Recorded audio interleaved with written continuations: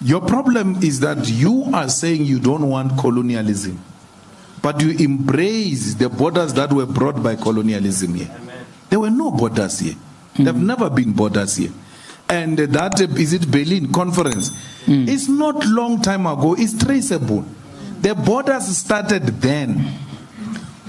The people will never leave their countries to your country if their economy and their government is working.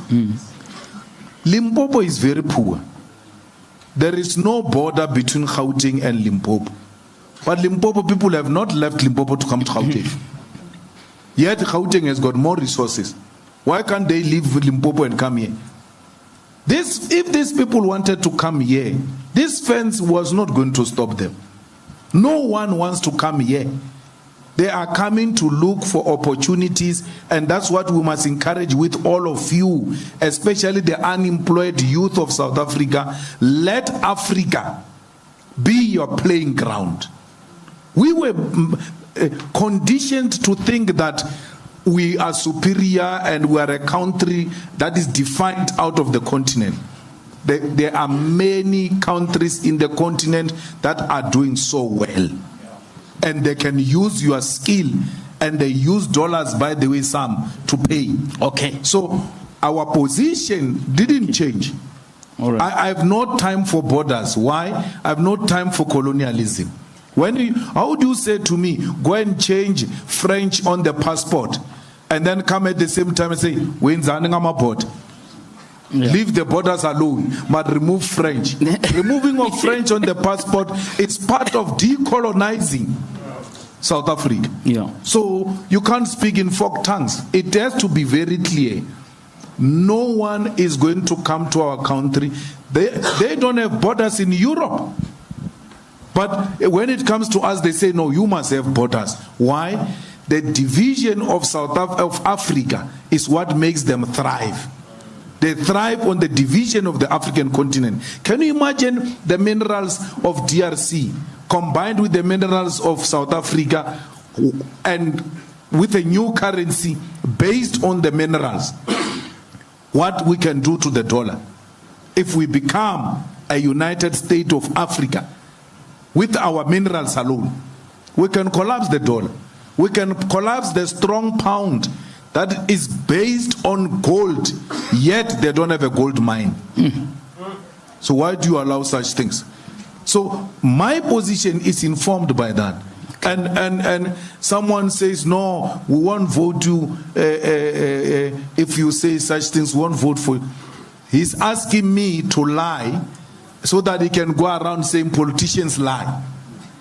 When I tell the truth, I won't vote for you. I must lie so that they can vote for me. All right. There were no borders, and we must all of us unite in that call.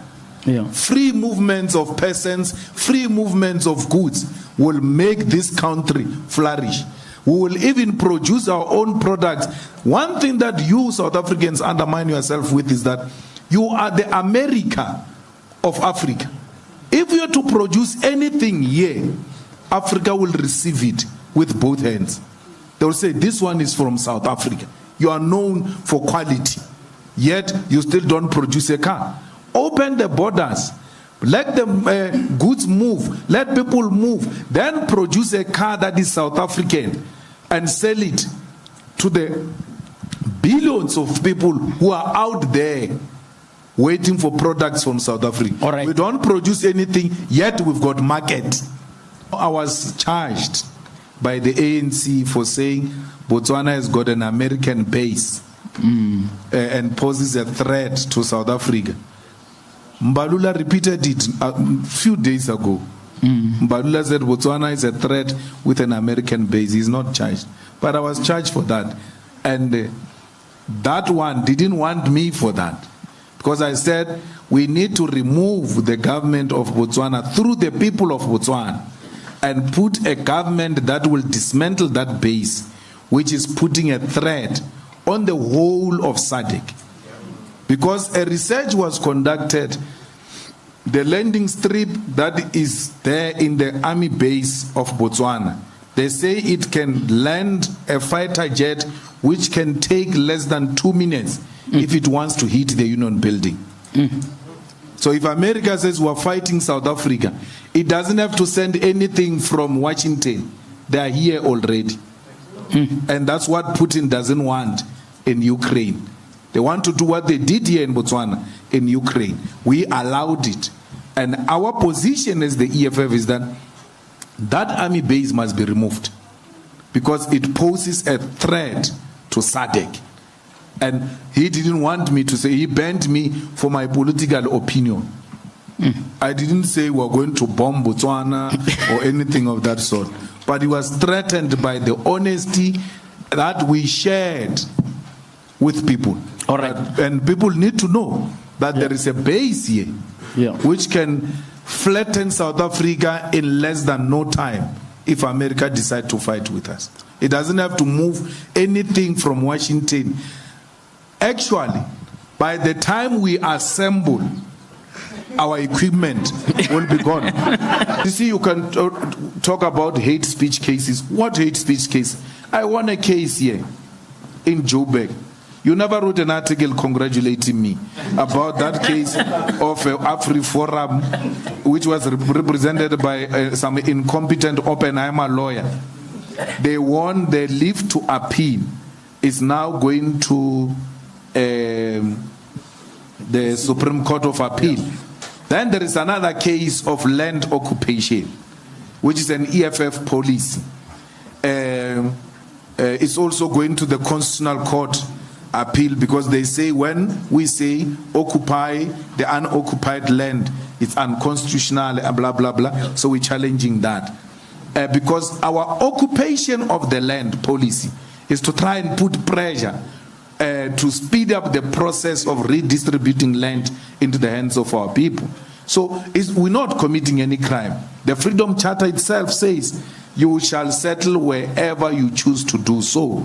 So the declaration of settlement anywhere we choose to do so as invalid and unconstitutional will be the declaration of the Freedom Charter as an unconstitutional document which was adopted by our people, and we are told that majority of this constitution derives its existence from the Freedom Charter. My intention is to leave politics at 55. I don't want to die a politician because I've been in politics from 9 years. I know no other life except politics. So when the sooner I leave, the better for me to learn certain things. I'm also in farming, and therefore I think it will give me a different perspective of life. We are leading with very good comrades that must take over the EFF at some point. So I've got an appointment with Union Building, and then from there I'm out of here. I'm answered. The EFF is spoiled of qualified leadership. Choice, yeah. And the good thing with the EFF is its emphasis on education. That because the biggest problem is the ability to just read with the understanding and be able to articulate that which you have read, so that you master the vision and the destination. The ANC people don't read. When we arrived in Parliament, you know, they used to say we must call each other honorable members. We said, no, why do you say that? But no, it's in the rule books. And then we said, there's no such a thing. They paged from the first page to the last page. That thing was not there. They arrived there and found the apartheid whites who remained in that parliament calling each other honorables. And they thought it's by law, by the rules of parliament, that they must call each other honorable members. That thing of honorable members is not in the rule book. They say don't call each other by name. They don't say call each other honorable because they know others may not be honorable.